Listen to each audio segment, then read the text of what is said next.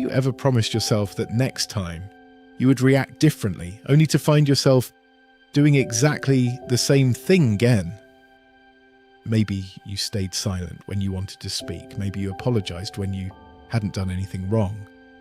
Maybe you panicked over a relatively small problem, shut down when things became emotional, or laughed during a serious conversation, and afterwards you wondered, why did I do that?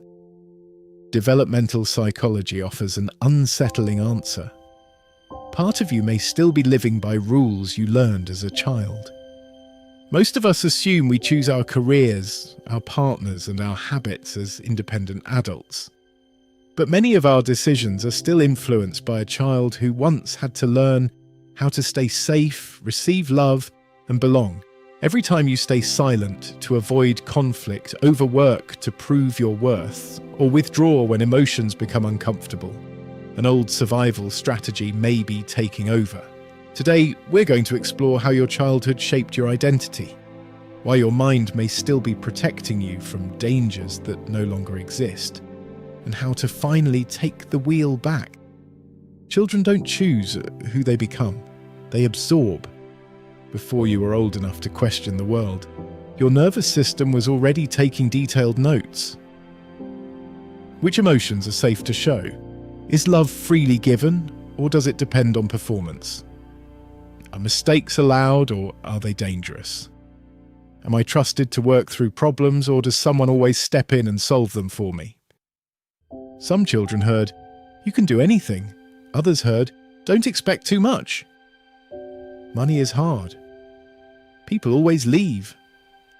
Some of these messages were spoken aloud, but many were communicated silently, through a parent's sudden coldness, an unpredictable atmosphere, criticism, anxiety, or emotional absence. For some children, the lesson came through overprotection. Whenever a problem appeared, a conflict with a friend, a difficult school assignment, a broken toy, an adult stepped in before the child had the opportunity to work through it. Usually this wasn't done out of cruelty. It may have felt faster, safer, or kinder to fix the problem than to watch the child struggle. But the child didn't only miss the chance to make a decision. They missed the chance to become someone who could solve problems. Over time, they may have stopped trusting their own judgment, not because they weren't capable, but because they were never given enough opportunities to discover that they were. Children don't develop their identity by making fully informed choices. They develop it by making predictions. What keeps me safe? What earns love? What causes people to withdraw?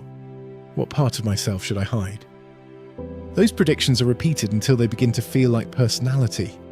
You didn't adopt these beliefs because they were objectively true. You adopted them because they were familiar. And to the human brain, familiar can feel like safe. Here is the idea that can change how you understand yourself. Your worst habits may once have been your best adaptations. Think about some of the patterns you struggle with today. You scan the room the moment you enter it. Perhaps the child learned to study a parent's mood before saying a single word. As an adult, you find yourself analysing someone's tone, expression, and body language within the first few seconds of a meeting. You laugh when something isn't funny. Perhaps the child learned that humour could soften tension before it became dangerous. As an adult, you crack a joke the moment a conversation becomes emotionally real. You agree, even when you disagree. Perhaps the child learned that going along with things preserved peace and connection. As an adult, you nod during a meeting or say, "Sure, that's fine," even when it isn't, because some older part of you is still trying to avoid the risk of disapproval. Or perhaps you freeze when a problem lands in your lap and immediately look for someone else to solve it.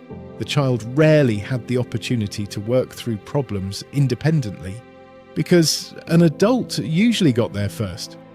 As an adult, a cancelled flight, an unexpected bill, or a conflict with a friend can create an immediate feeling of overwhelm. Before you have even considered your options, you feel compelled to hand the problem to someone else. These patterns were not evidence that something was wrong with you. They may have been intelligent responses to the environment you were living in. They protected you when you were young, dependent, and had limited control. Your worst habits are often your best old adaptations. The tragedy is that survival strategies can outlive the environments that created them. The situation changed. You grew up. But the internal defense system never received the update. The adult is living the life, but the child is still steering the ship. Acknowledging this isn't about blaming your parents or becoming permanently trapped in the past. Understanding where a pattern came from matters. But understanding is not the destination. Carl Jung believed that one of the greatest tasks of adulthood is becoming the person you actually are, not simply remaining the person your early environment conditioned you to be. He called this process individuation. Individuation is the lifelong work of separating who you truly are from the roles, fears, expectations, and identities you absorbed, and deliberately choosing who you become from here. That is the real shift. Your childhood explains your starting point. It does not get to write the rest of the story. The people who change are not necessarily the people with the easiest pasts. They are the people who gradually stop asking only, "What happened to me?" and begin asking, what do I choose now? Perhaps you grew up without much practice trusting your own judgment. You may not have been encouraged to sit with uncertainty, make mistakes, or solve problems independently. This is where that begins to change. Not by getting every decision right, but by sitting with a problem, considering your options, and allowing yourself to find a way through it. Every time you do that, you provide yourself with new evidence. I can think. I can choose. I can recover if I make a mistake. I am capable of finding my own way. That single act, repeated over time, is individuation in motion. Every time you consciously choose a new response instead of automatically repeating an old defense, you are not simply breaking a habit. You are becoming on purpose the person you were always capable of being. Real maturity isn't about fighting the child within you. It is about becoming the adult who can care for them. Imagine the child you once were sitting beside you now. Perhaps they felt isolated. Perhaps they believed they were not enough. Perhaps they learned that mistakes led to rejection, that their needs were inconvenient, or that the world was not a place where they could safely be themselves.